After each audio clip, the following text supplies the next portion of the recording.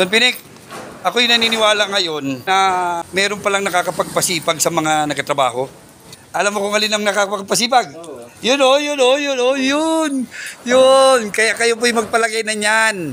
Walang tamad pa. Trabahador, wala po ang tamad. Bawal ang tamad.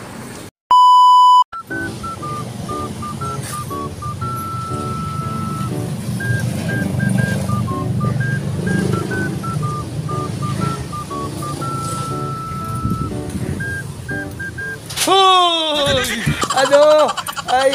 Hindi kayo ano ngayon, Toy. Toy, ang sipag mo ngayon, dahil doon, yung puti na, yun po, may puti po doon, Kailangan namin. Kakain nyo lang? Oo. Ay, sabay pagkakain ay nagtrabaho na. Oo. Dahil nga rin doon po, yun yung puti po. Yan po. Wala po silang pahinga. Walang pahinga. Ayan po. Yan po. Yan po si Jampol. Yan po si Daumingso. Yung isa po nandun nakakalampag sa taas. Ano na. Buti po at uminit na ang panahon. Nawala na po yung pag-ulan kaya tuloy na po ulit yung paggagawa nila sa taas.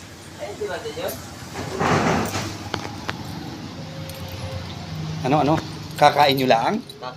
Ay, hindi talaga kayo makapagpahinga. Bakit hindi kayo makapagpahinga? Ayaw, madilim mo. Hindi, gawa doon. Yung puti na yun. Ay, tanaw po sila lahat dito. Ay, Diyos ko. Yan po, ganyan po kasipag ang ating kaibigan na si Don Phoenix Vlog at ang kanyang mga kasamahan. Maulang pati. Yan po, pati walang pahinga. Pagkatapos po niyan mamayang hapon, ay tuloy pag-email po yung mga yan. Yan po mga kasaludo. Kasi sipag po niyan mga yun, 12:30 pa lang. Ayaw po magpahinga. Yan po, akyatan na. Alam na po ninyo kung ba't umakyat. Muli po dahil po doon, yun po. Ay, ano na, ikaw talaga Don Pinik. Don Phoenix Vlog. Bakit pag yan pinalagyan ko pa ng ganyan? Ayawan!